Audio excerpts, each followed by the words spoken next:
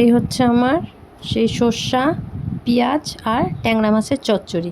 এই তো রেসিপিটা দেখো। এই যে প্রথমে ট্যাংরা মাছটাকে হালকা করে একটু ভেজে নিলাম, খুব বেশি ভাজা না। তারপরে সোমবারে দিয়ে দিলাম শুকনো লঙ্কা, কালিজিরা। সাথে রইল মশলার মধ্যে সর্ষা বাটা, পেঁয়াজ কুচি, সর্ষাতে হালকা একটু সামান্য চিনি আর কাঁচা লঙ্কা ফাটানো। সর্ষাতে এমনি লঙ্কা বাটা ছিল 2টা। এখন পেঁয়াজটাকে আমি ভেজে নেব। পেঁয়াজটাকে কিন্তু ভালো করে মুড়মুড়া করে ভাজবে না, পেঁয়াজটাকে একদম সফট করে ভাজতে হয়, স্টিমটা কম থাকবে।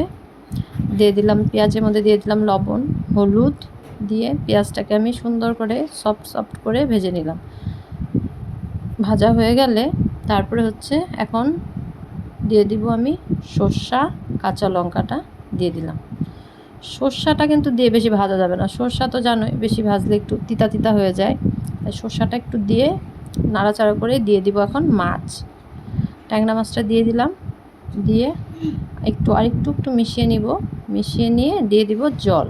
এখন জলটা তুমি মাখা মাখা করার মতন দিবে, খুব বেশি না। আমি ছোটো বাটি তো 2 বাটি জল দিয়ে দিলাম। এই তো হয়ে গেল। এখন এটাকে দিয়ে দিব আমি একটু ঢাকা। এখন ঢাকা দিয়ে দেবো, কিন্তু ঢাকাটা আমি হচ্ছে রেকর্ডিং করতে পারিনি। কারণ কি, আমার যখন ঢাকা দিয়েছিলাম ওই টাইমটাতে আমার মোবাইলটা ইলেকট্রিসিটি বিল দেওয়ার জন্য নিয়েছিল তো আমার বর, তাই ওটা হয়নি রেকর্ডিংটা আমার। তো চাপা দিয়ে একটু টাইম রাখলাম, 2 মিনিট, তুলে দেখলাম মোটামুটি মাখা মাখা হয়ে গেছে। এখন নামিয়ে নিব। দেখো এই যে হয়ে গেল আমার চচ্চড়ি ট্যাংরা মাছের সর্ষা পেঁয়াজের। খুব টেস্ট, খেয়ে দেখবে।